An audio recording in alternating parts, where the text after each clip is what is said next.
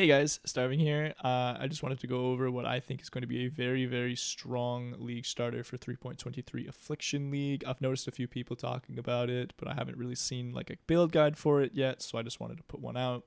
I do have experience with this build. I've league started it last 2 or 3 leagues. I've enjoyed it quite a lot. I've min-maxed it. I've just been very into the build. So without further ado, here is Low Life Reap Scion.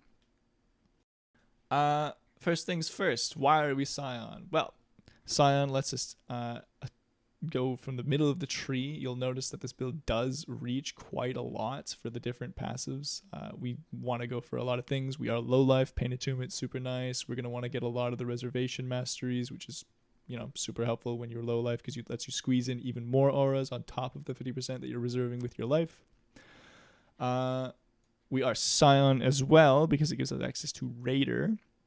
Raider gives us movement speed, onslaught, and frenzy charge generation on bosses. Super helpful. The suppress is nice, but we don't really notice it. We're not suppress capped. We're full armor. We don't really care. And phasing is super helpful for damage over time builds, which we are. It allows you to just throw your thing out, let the damage over time melt the mobs as you run past them, or in this case through them. And then we are Slayer because it gives Culling Strike, super helpful, and we cannot take reflected physical damage. We can run any map mod other than no regen. Super helpful, super nice, just good quality of life basically. The other 2 mods are kind of useless, I won't lie. The Life Leech is already done there with Petrified Blood, and we don't really care about area effect on mapping. We like Xanunate doesn't get area of effect, so we don't care. But the other 2 are super helpful. So this build, like I mentioned, goes for a bunch of reservation, and then on top of that, you're gonna go for the the masteries for reservation. This gives +1 res. It's super helpful. This is damage. This one is life reservation efficiency. Super helpful. Super strong. Combo this one specifically with all the auras that we're getting, and it's like a decent chunk of DPS. Super good for 1 point. Additionally, you're just gonna go for physical damage over time, whatever. This one's more fizz, and then just life. It's pretty simple. It's not a very complicated tree. You do get just a bunch of defensive stuff. You're gonna get a bunch of regeneration, which is super helpful with Reap. You do need regen to sustain Reap. That is the main way you're doing it, as well as counteracting. The main downside of this build will be damage over time. So counteracting that with regeneration, recovery, all that is the best way to do it. And then you're just gonna get some armor stuff, more max res. You just get a ton of max res, like I mentioned here. You get some corrupted blood immunity, life. Yeah, pretty simple. When you're mapping and leveling this build up, I highly recommend taking this cluster. It's super important. It just gives you charges for free while mapping. It's pretty strong for the couple points it takes to get there. The mastery as well is super flexible. You can take increased charge duration for just smooth mapping, but if you need ignite immunity, chill immunity, shock immunity, boom, that's it. That's how you get it, right? Super nice. Be aware that if you are bossing and your frenzy charges do fall off, you won't have freeze immunity, which can be a little scary and hardcore. You may want to find a better way to do that. But that is a possibility. If you feel the need to do it that way, you can do it that way. Personally, I just take, increased charge duration. It's just nice for mapping. It's very smooth. So that's the passive tree. Finally, we go into skills. Obviously, Reap, single target. When you're league starting, you're just going to have, normal Reap. You're not going to go for 21 or Val Reap, whatever it is.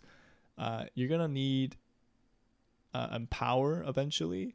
Empower obviously will not be on day 1, I assume, unless you're a power gamer and you've just rushed to maps and you're crazy and you've got the currency, or you get a lucky drop, whatever. Like I said, if you don't have Empower, you can fill in that 6th slot with either Efficacy, Iron Will, or Culling Strike, depending on what the colors of links that you have. If you do take Iron Will, be aware that you should uncheck the Keystone. It's just pointless. It doesn't overlap. It doesn't double dip or anything. It's just a waste of point. So definitely unspec that while you're using Iron Will, and then once you get a better skill gem to put in there, you're just going to want to put it back in the build.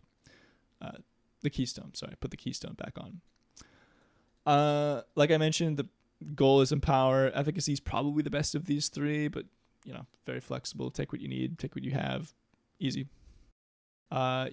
You'll be using Exsanguinate to spread Corrupting Fever. That will be your clear. Corrupting Fever, obviously very, very strong. A lot of people know that. Exsanguinate's just a good way to spread it.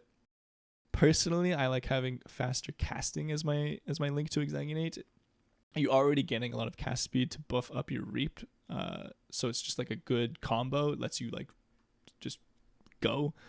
But some people do like Unleash. That is an option you can go for. Test it out, see if you like it. If you like it, go for it. There's nothing wrong with it. It's just a different way to play it. Personally, though, I like faster casting.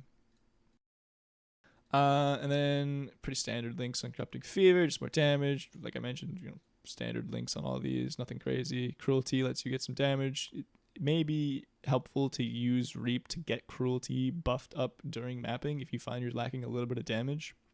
Just throw it every couple seconds, whatever it takes to, you know, Cruelty to fall off.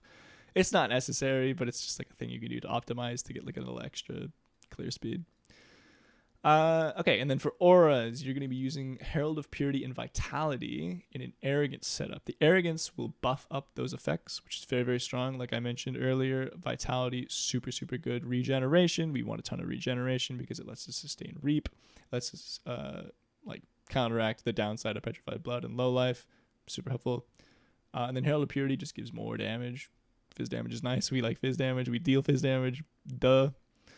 And then defensively, we're running Determination, just a bunch of armor, Petrified Blood, Low Life, duh, again. And War Banner gives us more damage, probably gives us more damage. For movements, I prefer Flame Dash linked to Arcane Surge. Arcane Surge gives just like the little bit of extra mana regeneration that we need because we have no way of leeching mana. We don't need it. Reap doesn't take mana. Like only mana costs we have is Molten Shell and Flame Dash and Vulnerability early on. So like you don't need to worry about any kind of mana leech. However, if you do run out of mana, it is annoying because again, you sometimes need to cast Flame Dash. So definitely link Arcane Surge to, you know, something. Just something that's good. Keep it level 5 if it's linked to Flame Dash because this allows you to get it every single cast as opposed to every other cast. We're running Molten Shell for defense. Obviously, you're going to want to upgrade that to Val Molten Shell eventually, but for now, just regular Molten Shell is fine. Put it on left click so that just when you're running around, it just goes. Super nice, super helpful, super smooth. Feel free to level that all the way up to 20. You don't need to worry about any cast win damage taken setups. It's just good to go. And then finally, early on, you're going to be self-casting Vulnerability on like tanky rares and bosses because you don't yet have where is it? A Vulnerability on hit ring. That is going to be a big upgrade for you. It allows you to drop this vulnerability setup and eventually go for a Righteous Fire instead. Righteous Fire gives you just a ton of damage. You will need to be aware that you can't just slot it in right away. It does take a chunk of your life. Don't take Righteous Fire and don't put it on until you can sustain it, especially if you're hardcore, please. But yeah, that's definitely the big upgrade is getting that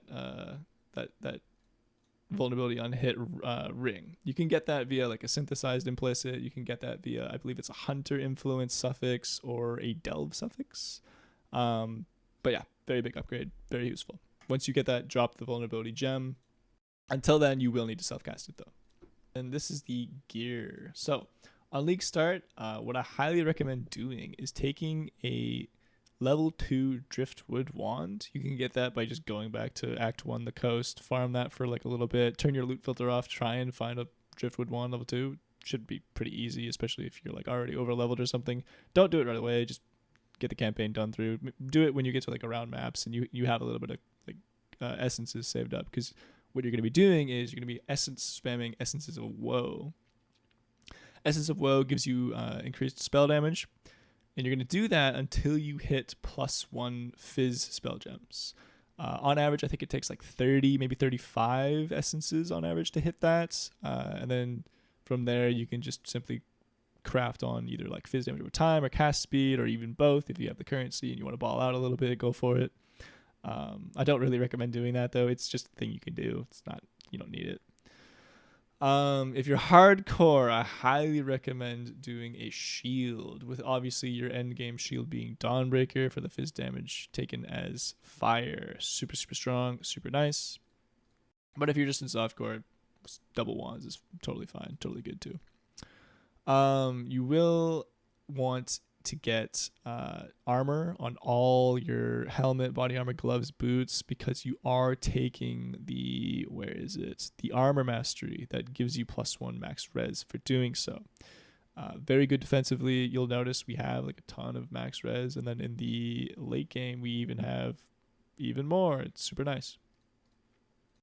But just for league starting, just worry about getting life res, armor, super basic. Make sure you get your chaos res. Chaos res is super important in this build. You are going to be taking a ton of damage from poisons. Chaos resistance will obviously mitigate that. Super nice. Again, like I mentioned, amethyst rings, fantastic. For your amulet, just any attributes you can get. You'll notice that like all these league start like gear has basically no stats on it, just life and the res is here, but like just get resistances on all your stuff. You're gonna want to fill out resistances evenly. I'm not gonna put them like on the individual items here. Just do whatever it needs to get them all filled. Doesn't matter. Another important stat is regen on. I highly recommend getting it on your body armor or your belts. Those are the two really high rolls to get it on. It's super, super strong to get it there. If you can do it, it's not like 100% necessary. Obviously, cap your res first, duh. But if you can fit that in, definitely go for it. It's super good. Before you get a Stygian Vise, I highly recommend doing a Rustic Sash. Rustic Sash just gives like I believe 20-something% increased fizz, global fizz, which is, well, obviously we do fizz damage. It's great. But you will eventually want a Stygian Vise just because Abyss Jewels are very, very good for us. There's a few good Abyss Jewel mods you can get. There's like Hinder on Spell Hit or something, or like there's a few good ones. Look up PWDB, see what you want. It's very flexible. There's nothing you need. It's just whatever you feel like you want. Super nice. On top of that, we do have a ton of jewel sockets. You'll notice they're all these 1-pointers, just juicy, juicy 1-pointers that are just waiting to be filled. It's great. You can, again, do very, very flexible things with it. Whatever you want to put in there is great. Like increased life, fantastic. Spell damage, great. Cast speed, fantastic. I believe like even fizz.multi is fine. Like damage over time multi is great. You can go from like more defensive setups as well. Maybe you want to get like chill effect or ignite duration or a curse effect or whatever you feel like taking, go for it. They're very, very flexible. There's nothing you need. It's just straight up like whatever you want. It's great. So that's your league start. For your late game, you are going to eventually want to upgrade into either +2 wands, or if you're in trade, go for Cold Iron points. Cold Iron points are ridiculously strong. +3 levels is crazy. Levels is how we scale our main skill gems. Plus levels on these spells is crazy damage. It's so good.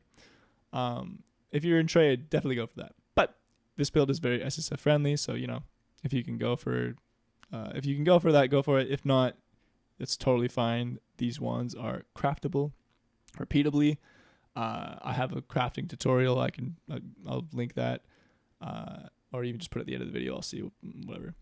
And then, so your big upgrades will be these wands and an amulet. The amulet is also entirely recreatable. You will need to either get the Krykic Chimeral Beasts to do this one, or like a fracture.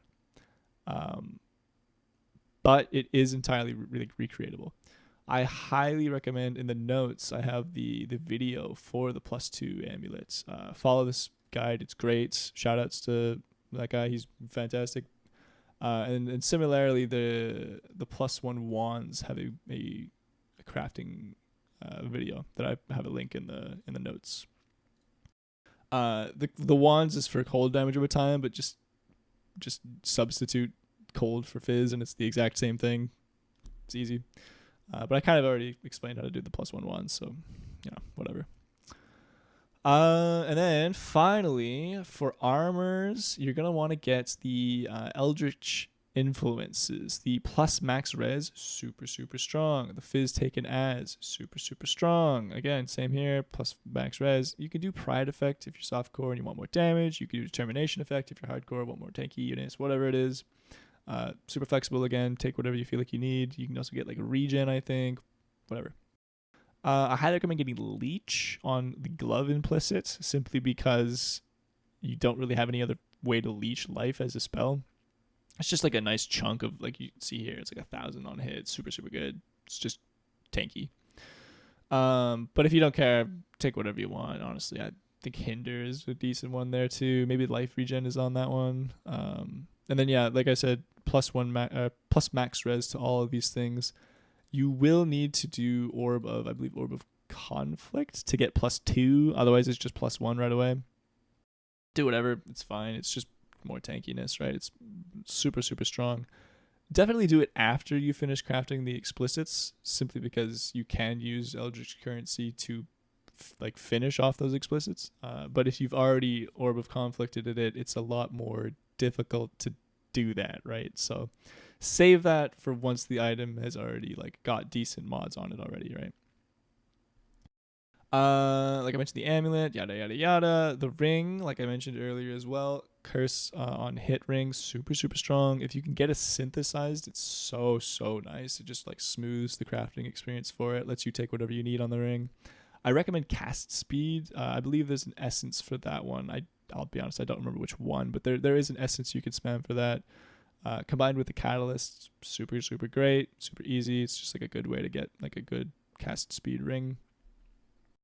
There's nothing any really important mods on the rings other than the curse on hit. That's the main big thing, which I don't know if I mentioned, but yeah, that's the Hunter influence or a Delve mod or synthesized. If you get the synthesized, it's a couple divines early league, maybe 1 or 2, maybe 3, depending on the item level. They're definitely available for trade. You can definitely get them pretty early on. It's not a scarce thing. It's mostly, just whoever's running them gets them. And then finally, like I mentioned earlier, standard belts. If you get life, res, regen, whatever. In the ultra end game, you will want to get a mage blood setup, but it's not needed at all. The build is totally fine without it. That's only if you're super min-maxing this build. It is totally not necessary if you don't feel like doing that. And then for flasks, we are all in on armor. We're talking granite, basalt flask, and then sulfur flask gives us consecrated ground, super nice, gives increased damage, and consecrated ground gives more regen, super nice. We're going to take a ruby flask, especially if you're hardcore, you're going to want a ruby flask because the Dawnbreaker does do fizz taken as. So just getting less fire damage taken, super nice. You can swap this out for whatever boss you're facing. For example, if you're facing, a Redeemer boss, does ice cold damage, swap it out for the cold flask. It's super flexible. It doesn't really matter what you do for this one. I like having the ruby flask just because we do have a lot of fizz taken as fire, on this, and I believe the helmet as well. But this one's a flex pick. Do whatever you feel like doing. And then finally, Quicksilver. Quicksilver's great, nice, blah blah blah. And then for the mods on the flasks, doesn't matter where you get them on the flask. The increased armor doesn't have to be on the granite flask. It could be on the Quicksilver. Some people don't know that, but you will want increased armor for sure. Personally, this is how I get my freeze immunity, is on the flask. You can get it in other ways, but this is just how I do it. Bleed immunity and poison immunity are for sure very important. Unless you have another way to mitigate bleed and corrupted blood, these are for sure important. They're the number one way to die. Bleed specifically, because we don't have a lot of Fizzmit. It is our one weakness is bleed and corrupted blood. Poison is slightly less so, but still a problem. And then the last mod slot is kind of flexible. You can go for reduced effective curses. That's personally what I like. Curses can be kind of nasty. But if you want movement speed, go for it. Cast speed's great too. There's a few other things you can go for. It's this one's pretty flex pick. It's whatever you feel like doing. You can do I think ignite immunity is great too. Shock immunity, whatever you feel like doing. It's like I mentioned, very flexible.